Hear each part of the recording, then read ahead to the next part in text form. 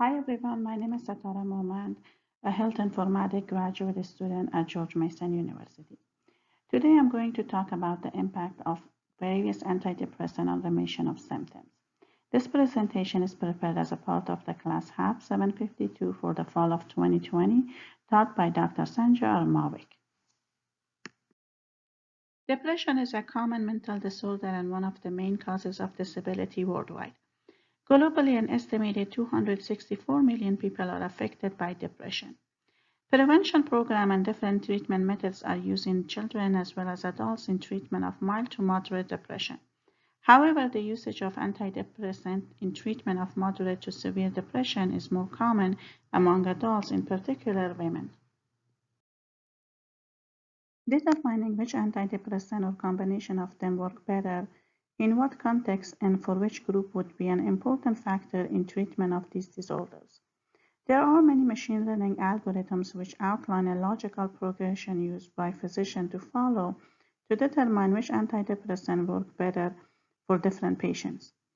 Different factors such as comorbidities and gender at baseline would be considered before prescribing any type of antidepressants. In this project, I will be examining the impact of various antidepressants on remission of symptoms using different machine learning techniques and Markov blanket concepts. The unconfounded impact of antidepressants on remission can be calculated based on this technique, allowing the users to repeat the analysis for the desired antidepressant to be prescribed for different disorders. I'm going to talk about the data set, variable, and data processing technique we use to draw a conclusion and we do our final analysis for this project. We use data set from a study protocol which was done by the National Institute of Mental Health, or NIMH, called Sequence Treatment Alternatives to Relieve Depression, or STAR-D study, in November of 2006. Over a 7-year period, the study enrolled 4,041 outpatients ages between 18 and 75 years from 41 clinical sites around the country, which included both specialty care settings and primary medical care settings. Using SQL Server, we imported data from the National Institute of Mental Health, and we created datasets for each antidepressant by binarizing data into acceptable format. SQL Server used the data and then group it into different strata or groups. After that, we export the data from the SQL Server and we import it into our software to do our main analytical analysis, which was logistic regression.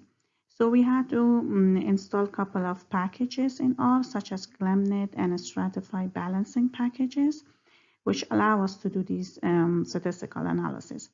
After that, we used the concept, we had to identify patterns in Markov of blanket of each antidepressant, which I will go over it in a couple of slides. And then after that, we stratify each antidepressant on the parent of remission. After that, we had to import the data into Netica software for analysis, and I will go over all these in the following slides. To better understand the Markov blanket concept, I'm going to explain causal networks. This figure here shows a causal network in which nodes that cause each other are shown by a directed arc. For example, X2 causes X6. The directed arc shows the causal effect here. This network also shows the association between nodes. All nodes in this network are associated with each other. For example, X11 is associated with X4. Causes are not the same thing as correlation. They are not only associated with effect, but must occur before the effect in time. In this chart, X4 occurs before X3. The association must not caused by other effects of other variables. For example, the spurious association is due to a common cause for both X8 and X9. There should be a theoretical mechanism that causes the effect. Here, the effect of X2 and X9 is mediated by X6. We use this causal network to define and demonstrate what is called a Markov blanket. A Markov blanket separates the variables that have an effect on treatment from the rest of the variables. A Markov blanket of treatment is a set of variables including parents, children, or co-parents of the treatment. Markov blanket reduces complex high-dimensional inferences to simple stratifications. For example, in this figure is shown the 32 comorbidities that affect selection of citalopram, which is an antidepressant, and remission of depression symptoms. How do we remove the confounding in observational data to allow the estimation of true treatment effect? Well, we can use the same causal network which I explained for removing the complexion of treatment as shown in this figure.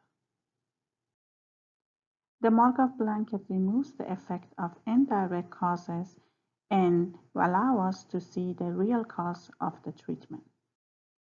Finally, stratification statistically controls for the effect of direct causes. What is left is the unconfounded effect of treatment on outcome. In the same way, we identify the patterns in the Markov blanket of each antidepressant from our studied data set using R software, and we see the result here. We use Netica network to build this desired model. The input was in a dataset converted to the binarized and readable text format by Netica. Each node was customized based on the data input. For example, male gender was assigned by number 1 and female was assigned by 0.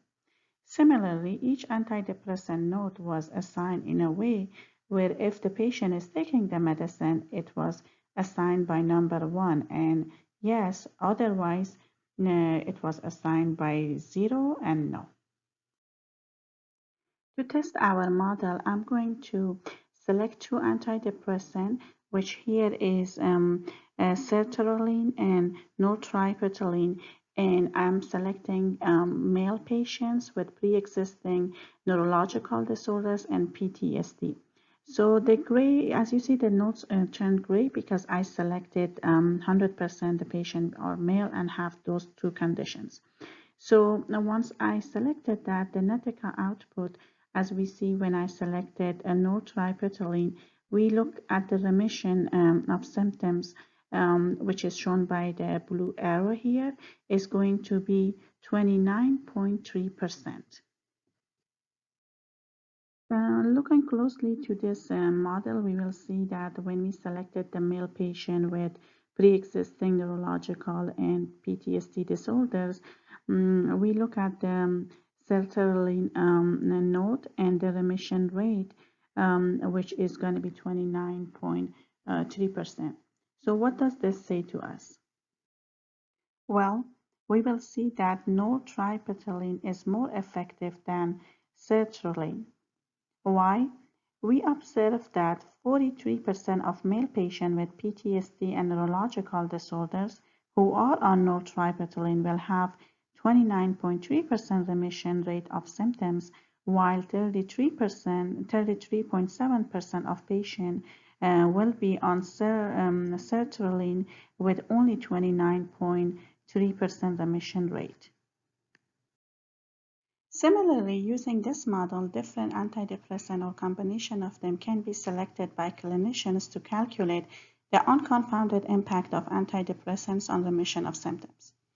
By doing this, physicians and healthcare professionals will have a better understanding about different health conditions of the patients so that effective measures can be taken accordingly. In conclusion, determining which antidepressant or combination of them work better in what context and for which group would be an important factor in treatment of these disorders. Machine learning algorithms can outline a logical progression used by physicians to follow in order to determine which antidepressant will work better for different patients. Also, it will be helping the treatment team in developing prediction methods for the treatment. However, in this project, we designed a basic network for prediction of effectiveness of antidepressants based on the percentage of the remission symptom rates. Further efforts should focus on factors that contrast with the existing literature. Also, more research needs to be conducted in future to construct more sophisticated regression models with more advanced machine learning algorithms and data mining techniques. I hope you found my presentation informative, and if you have further questions, please refer to the following sites. Thank you.